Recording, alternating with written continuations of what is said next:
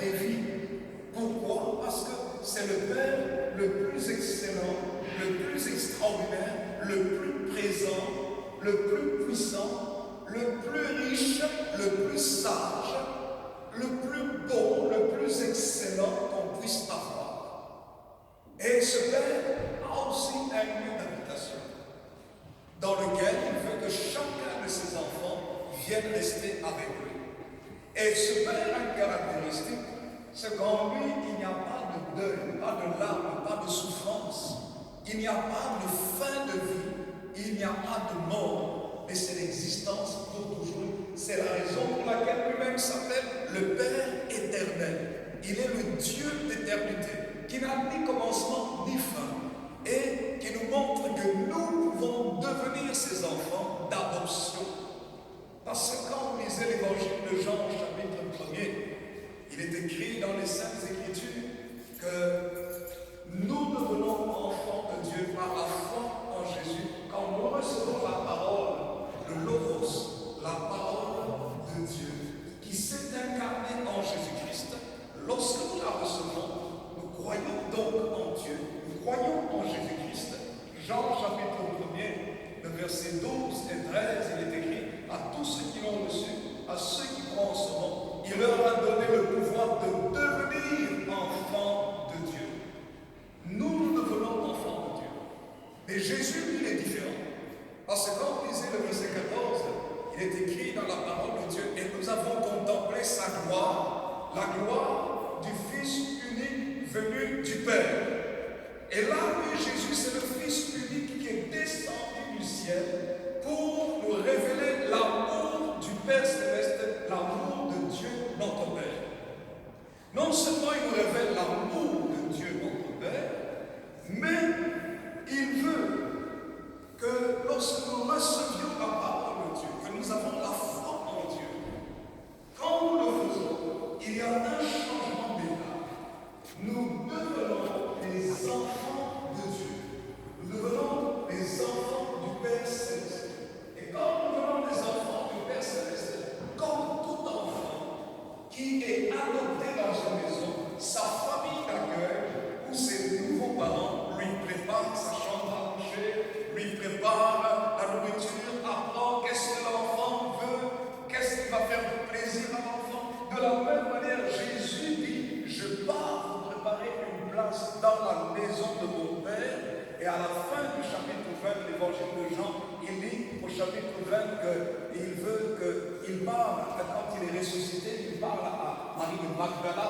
Il dit: je vais dire à mes frères que je vais vers mon Père et votre Père, vers mon Dieu et votre Dieu. Il est en train de dire par là que vous pouvez aussi maintenant bénéficier de toutes les grâces du ciel d'où je suis venu. Jésus est le Fils aimé, le premier-né de toute la création, comme disent les Saintes Écritures, dans son humanité. Et bien-aimé, mais en même temps, Jésus est venu nous montrer comment est-ce qu'il est bon de vivre avec Dieu. Et en lui, nous pouvons devenir, et nous devenons enfants de Dieu. C'est ça que maman a expérimenté dans sa vie. C'est la raison pour laquelle, dans les derniers jours de sa vie, elle pouvait être là, continuellement parler à son Père céleste, mais en même temps qu'elle parlait à son Père céleste, vous savez ce qu'elle faisait? Elle priait pour toute la famille. Elle priait pour tout le monde. Pourquoi pouvait-elle prier? Seigneur, aide mes enfants à s'aimer. Seigneur, aide mes enfants à se comprendre. Seigneur, aide mes enfants à s'unir. Seigneur, aide-les dans leurs problèmes, dans leur situation de couple, dans leur foyer. Aide-les. Vous voyez? Et ça, c'est très important à comprendre parce que quand nous sommes avec Jésus, nous ne pouvons que manifester l'amour de notre Père et notre Dieu. Bien-aimé du Seigneur, maman Marie-Jeanne est partie. Mais là où elle est partie, elle n'est pas en l'air quelque part. Son esprit n'est pas en train de circuler quelque part sur la terre comme on parle des esprits errants. Non. La Bible dit qu'il est réservé aux hommes de mourir une seule fois, après toi vient le jugement. Quand quelqu'un meurt, il est transporté dans le sein d'Abraham qui représente le paradis, nous disent les Saintes Écritures. Et elle est là maintenant dans la paix, elle n'est plus au milieu de nous. C'est son corps que nous allons ramener à la terre d'où elle a été tirée, mais son esprit n'est pas là. C'est-à-dire sa vraie personne, celle qui entend, qui a des sentiments, qui a des émotions, elle est déjà partie. Le jour où elle a expiré, rendu son dernier souffle, c'est ce jour-là que le Seigneur est venu envoyer ses anges pour la prendre et partir au ciel. Elle n'est plus dans la souffrance. Elle n'est plus la maman qui pouvait vivre la faiblesse dans son être, dans son corps, à cause des problèmes de maladie et autres. Non, il n'y a plus tout ça. Bien-aimé du Seigneur, c'est pourquoi je parle ici à la famille, à toute la famille. Elle avait l'espérance. Continuez à garder cette espérance en Jésus-Christ. Parce que c'est le seul moyen qu'un jour vous aurez de la voir. La Bible dit, lorsque nous serons près de Dieu dans les cieux, il n'y aura plus de deuil, plus de larmes, plus de souffrance. Nous aurons une consolation éternelle et nous allons vivre ensemble dans le meilleur des mondes. En fait, le ciel, c'est le meilleur endroit et pour l'éternité. La Bible dit, Dieu essuiera toute larme de leurs yeux. Il n'y aura plus de larmes dans ces lieux-là. C'est pour ça que chacun de nous devons nous préparer. La Bible dit dans le livre d'Amos, prépare-toi à la rencontre de ton Dieu. Est-ce que vous êtes prêts à rencontrer votre Dieu? Est-ce que vous êtes prêts aussi à mourir? Ah, c'est une question bizarre que je pose, mais c'est pourtant une question existentielle. L'année dernière, aucun d'entre nous ne savions que 2020 aurait ce lot de morts à cause du Covid. Personne. Personne n'est sûr de son futur. Et j'aimerais vous dire que lorsque nous avons Jésus dans notre vie, nous sommes sûrs de notre éternité. Nous pouvons quitter cette terre, mais nous avons la garantie qu'il vient nous chercher et nous amener auprès de lui dans les cieux. C'est pour ça que nous avons l'espérance de l'éternité, mais nous pouvons aussi profiter au maximum de la vie, parce que la vie est un cadeau de Dieu qu'il ne faut pas prendre à la légère. Chaque vie est importante. Maman a terminé sa course sur la terre. À nous qui restons, continuons cette course. On est qui la famille, il faut continuer la course. Les petits-enfants, continuez la course. Et nous, continuons la course. Mais terminons bien la course sur la terre pour entrer dans l'éternité. Et la porte pour l'éternité, c'est Jésus. Que le Seigneur notre Dieu vous bénisse et qu'il bénisse sa parole. Amen.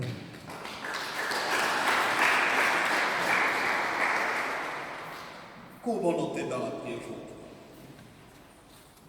Seigneur Jésus, la parole nous montre que la mort n'est pas une fin en soi, mais c'est le début de la plus grande des vies, de l'existence dans l'éternité avec le Père Céleste.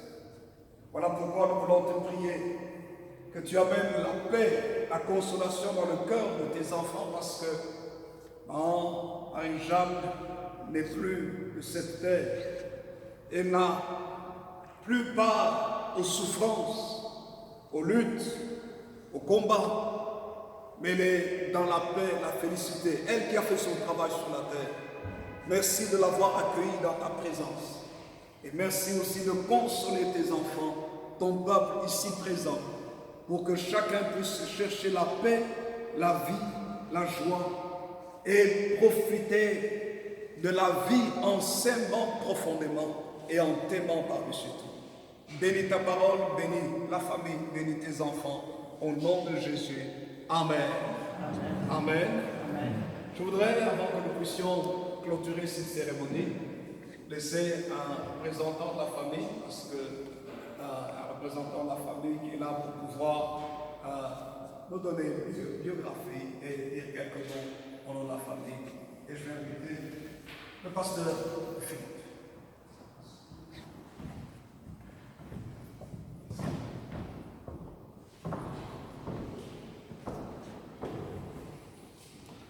Bonjour à tous,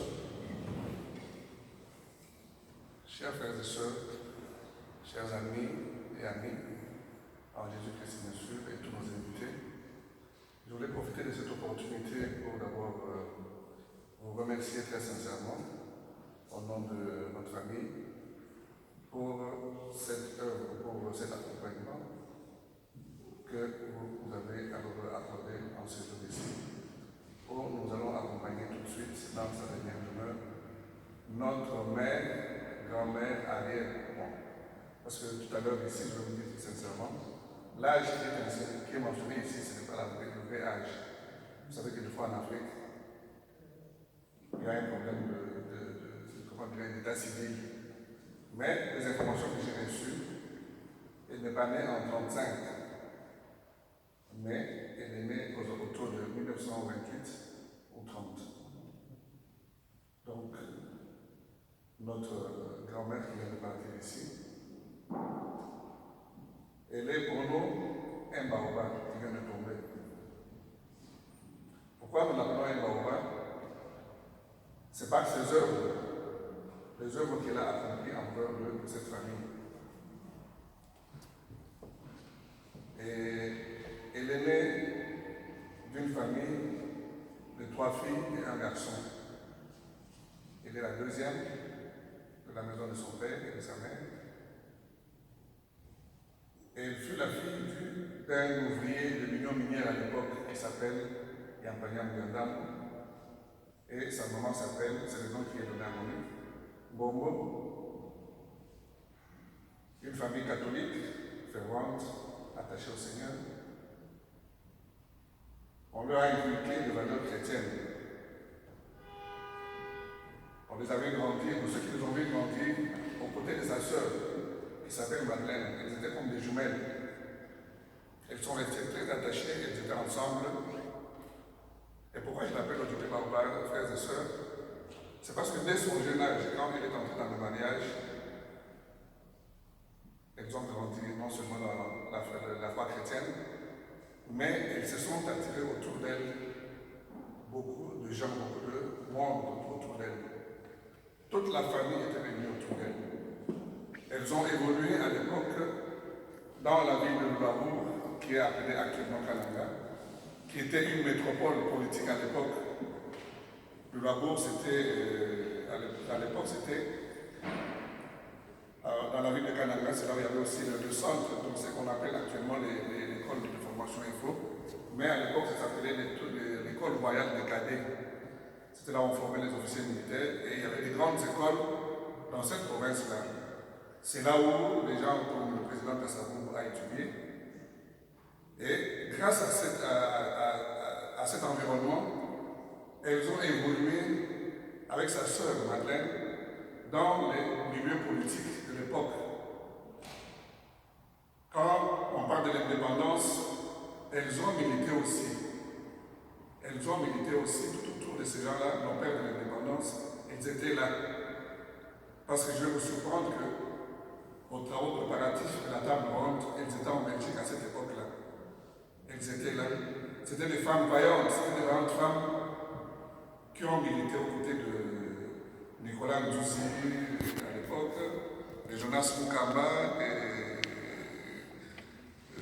Moïse Djobé, Ngalula Pandangila, Kalonji.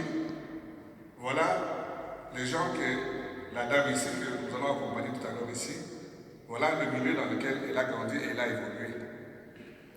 Et à cette époque-là, elles ont prospéré non seulement dans le milieu politique, mais dans le commerce aussi, qui était vraiment leur don.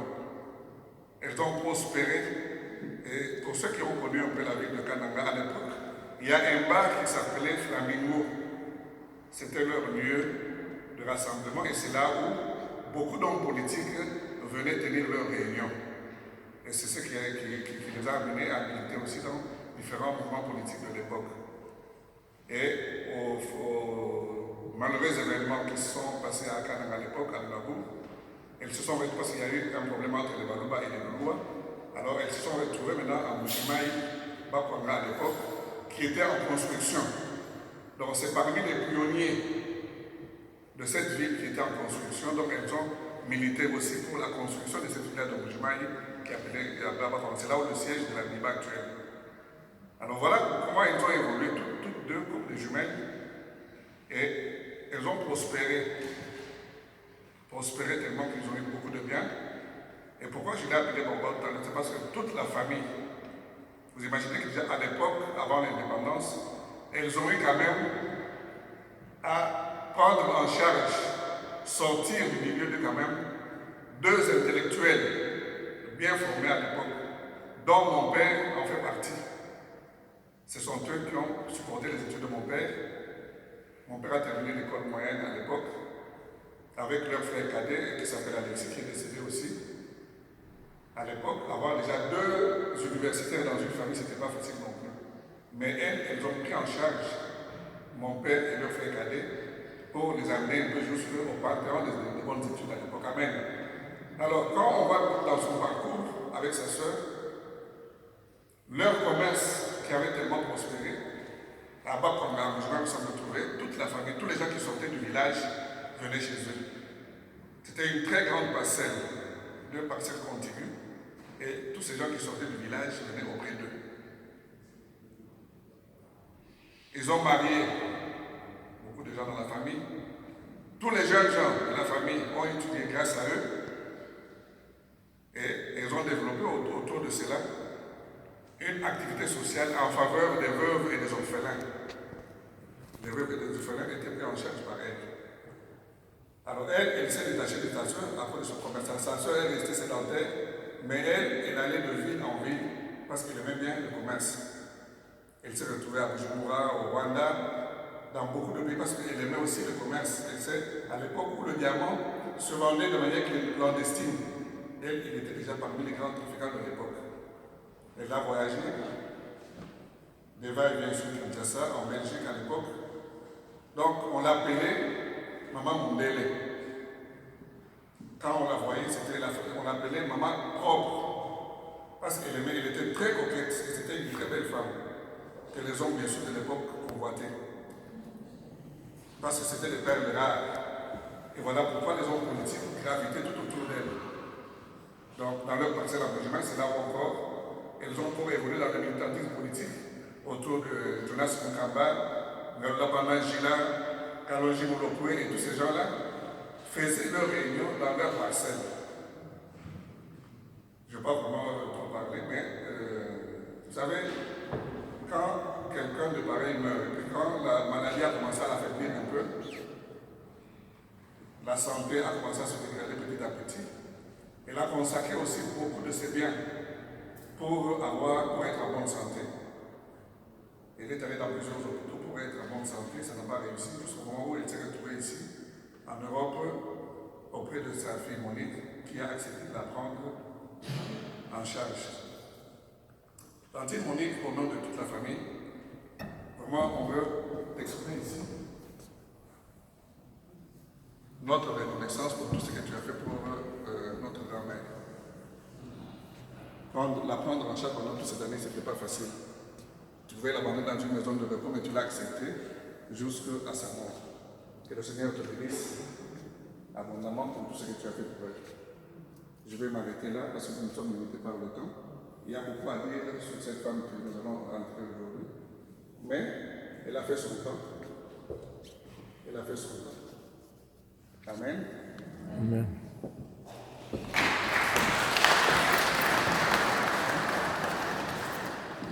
On peut écrire toute une histoire, tout un livre de sa vie. Les circonstances dans lesquelles nous sommes ne nous permettent pas toute la biographie de pouvoir l'étaler pleinement, mais vous voyez combien sa vie a été riche. Normalement, ça se fait aussi dans la période de la fête, ou plutôt la célébration de vers d'amitié, où on peut vraiment aller en profondeur, mais nous sommes tenus par le temps. Vous avez eu un exposé succinct de l'histoire de cette maman qui est partie auprès du Seigneur, un pilier dans la vie et dans la société. Que le Seigneur, notre Dieu, bénisse chacun, chacune. Nous voulons, bien aimés du Seigneur, nous apprêter à aller à la dernière demeure au cimetière. Nous voulons, pendant ce temps, aussi faire une offrande pour ces lieux qui nous ont accueillis. Et c'est pour ça que le panier ne va pas circuler.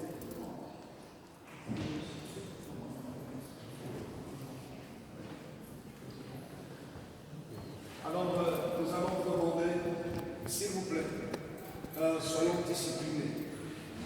Nous vous demandons vraiment d'être disciplinés. cercueil, et vous venez, vous passez, vous déposez dans le panier qui est ici, devant moi, votre offrande, si vous avez une carte pour la famille, vous pouvez la déposer aussi, et notre bien-aimé, le sacristain, prendra soin de cela aussi, pour pouvoir remettre s'il y a une carte, soit vous la déposez directement à ma livre. Mais sinon, vous pouvez vous lever. Voici ce que nous allons faire. Avec votre permission, Monsieur le Pasteur, pour la procession autour de la dépouille, nous commencerons au fond de l'église. Que ceux qui sont au fond de l'église se lèvent et suivront Monsieur Umberto en rouge. Et ils viendront autour de la dépouille et après ils sortiront par la porte de gauche. Et après la famille de haut. Et enfin, ce sera la famille restreinte qui va se réunir pour la dépouille. Merci. Donc nous rappelons les consignes pour que ça se passe correctement. Est-ce que tout le monde peut se lever, s'il vous plaît? Est-ce qu'on peut tous ensemble se lever? Nous allons prier et chanter un cantique en même temps. Comme ça, nous clôturons la cérémonie et quand nous sortons comme donc la porte, vous pouvez sortir à la porte de gauche et ceux qui vont se rendre au cimetière, aller directement dans vos voitures. Et nous nous rendons au cimetière d'Erstal pour l'inhumation avec ceux qui sont attendus au cimetière. Amen. Voilà, nous allons prier. Est-ce qu'on peut faire la prière du Seigneur ensemble? Prions la prière du Seigneur. Notre Père, que ton nom soit sanctifié, que ton règne vienne, que ta volonté soit faite sur la terre comme au ciel. Donne-nous aujourd'hui notre pain de vie. Pardonne-nous nos offenses, comme nous pardonnons aussi à ceux qui nous ont offensés, et ne nous suivons pas, mais délivre-nous du mal, car c'est à toi le règne, la puissance, la gloire, et le siècle du ciel. Seigneur notre Dieu, nous voulons ainsi te remettre ces derniers moments où nous allons rendre hommage à ton enfant qui a marqué son temps sur cette terre. Nous prions que ta grâce soit sur chacun, chacune et sur toutes les familles, et surtout sur toute la famille de maman Marie-Jeanne Cambolongo. Au nom de Jésus, protège chacun et que la paix de Dieu accompagne chacun et chacune au nom de Jésus. Amen. Amen. Amen. Amen. Voilà, que le Seigneur vous bénisse. Comme ça, nous pouvons rendre ce dernier hommage. Si vous avez quelque chose pour l'église ici, vous pouvez déposer. Que Dieu vous bénisse.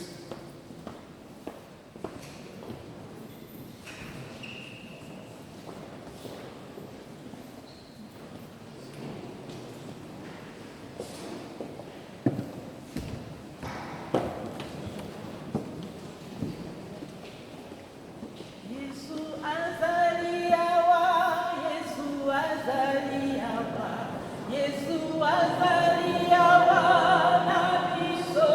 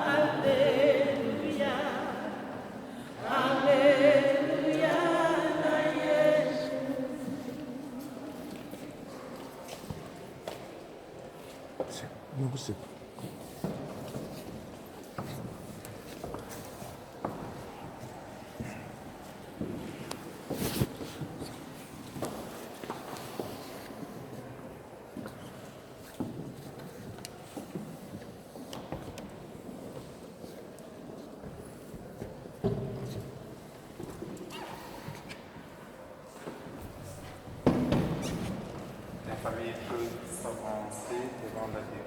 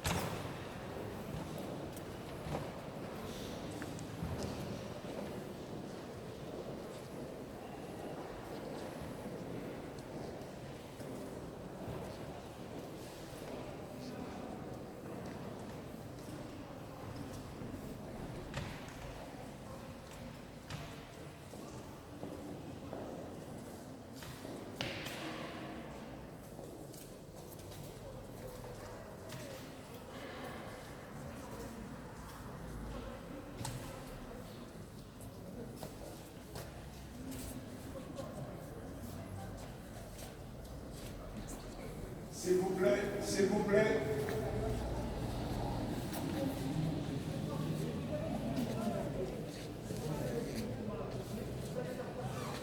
Est-ce que vous pouvez entrer dans les voitures rapidement, s'il vous plaît?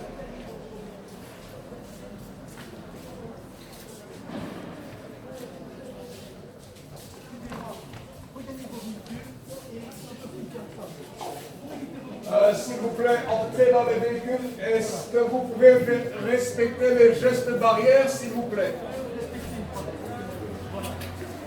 C'est pour l'intérêt de tout le monde. Merci.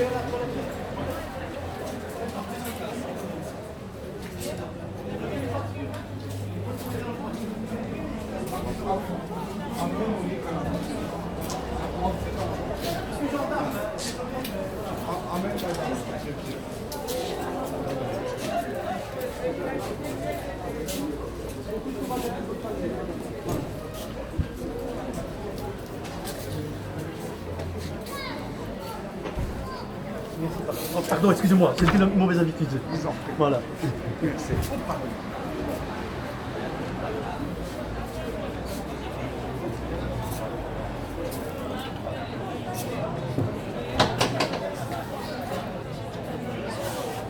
Nous allons directement au cimetière.